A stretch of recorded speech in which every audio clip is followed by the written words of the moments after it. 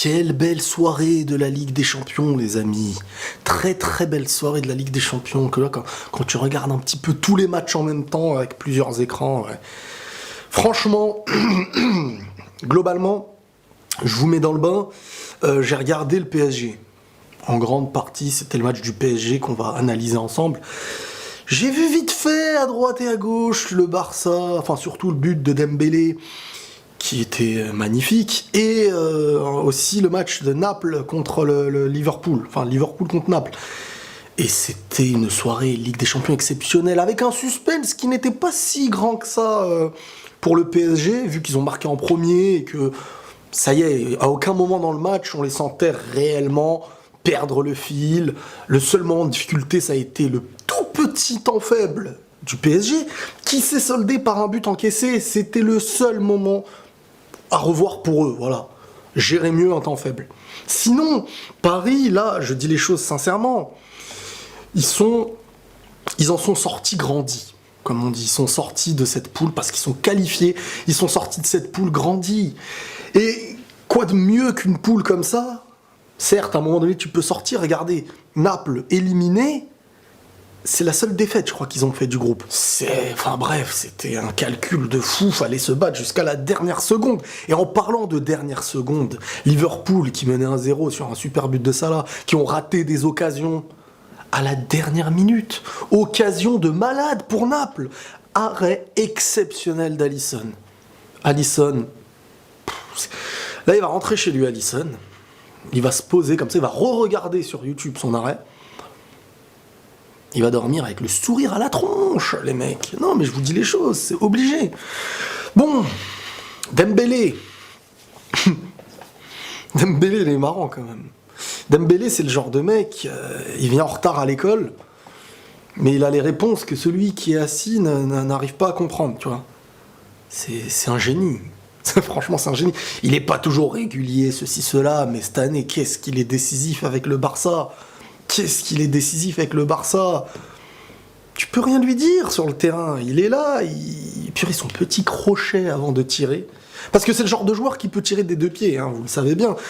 Mais ce petit crochet, histoire de se mettre à l'aise et de tuer son défenseur, et vu qu'il peut, à n'importe quel moment, toujours tirer d'un autre pied, enfin, du droit, du gauche, et ben il termine.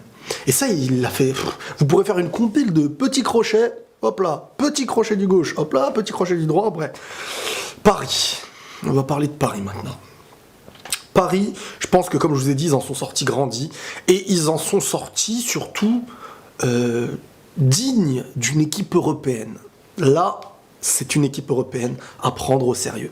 Parce que là, je le sens, donc les gens vont dire « Ouais, mais c'est que Belgrade, oui, ce que vous voulez. » Mais on remarque les points forts et les points faibles, même face aux petites équipes, surtout face aux petites équipes en Ligue des Champions. Parce que si face aux petites équipes, t'as des défauts vraiment chelous, et le match, hein, il se joue pas avec Bébert dans une cour. Non, le match, là, il se joue vraiment au Maracana. Hein. Le stade, on dirait que tu rentres, que tu risques de ne pas rentrer chez toi. Non, ils ont vraiment géré, parce que là, tu sens qu'il y a du caractère. Tu sens que des mecs comme Mbappé, comme Neymar, cette pression-là, elle leur fait pas peur. Tu le sens, tu vois. Quel match de Neymar, quel match de Mbappé. Mbappé, là j'ai beaucoup aimé, pour une fois, je trouve que le trio offensif, même le quatuor avec Di Maria, mais surtout le trio offensif avec Cavani, Mbappé, Neymar, ils ont concordé, ils se sont servis. Neymar qui sert un tel, Cavani qui sert un tel. Tu vois, chacun essaye d'apporter ce qui serait la meilleure solution, parfois avec un excès de générosité.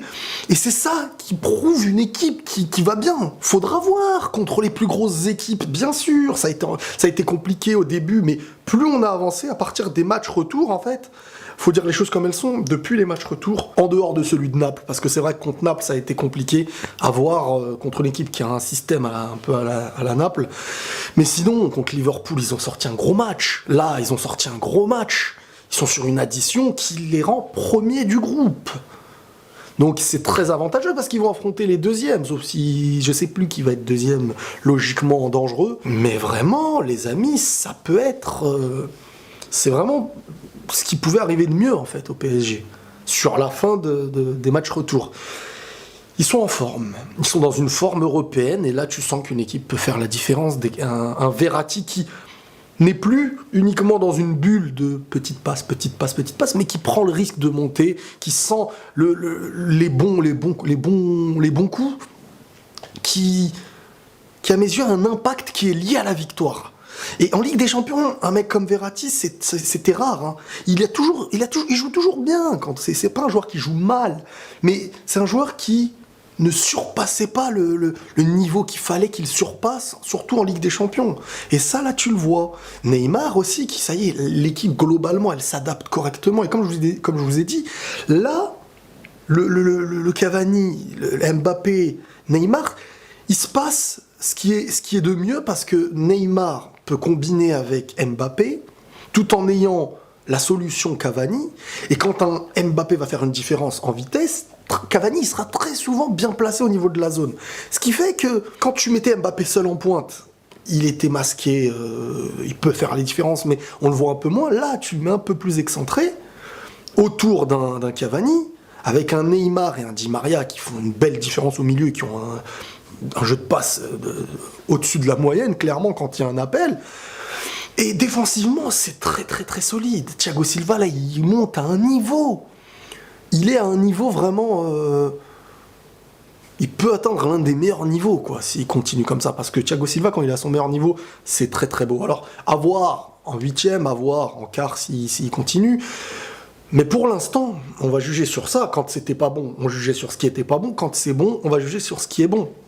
Et là, il y a même eu une preuve de maturité de Verratti, de Neymar, parce que les deux, s'ils se mangeaient un carton jaune, ils ne pouvaient pas jouer le premier match des huitièmes. Et tu les vois, Neymar qui se faisait tamponner, mais qui s'énervait pas, qui répondait par le football, et c'était ce qu'il fallait. C'était clairement ce qu'il fallait. Le petit point négatif, c'était que Paris, dans le moment faible, n'a pas su... Parce qu'à 80%, Paris domine le match. À 20%, il y a un petit laps de temps où ils étaient en danger. Et le petit moment où ils ont été en danger, ça a été le moment où ils se mangent un but. À voir face aux grands, comme Liverpool par exemple, où ils ont très bien géré les moments un peu plus faibles. Mais les moments faibles, il faut savoir être encore plus solide.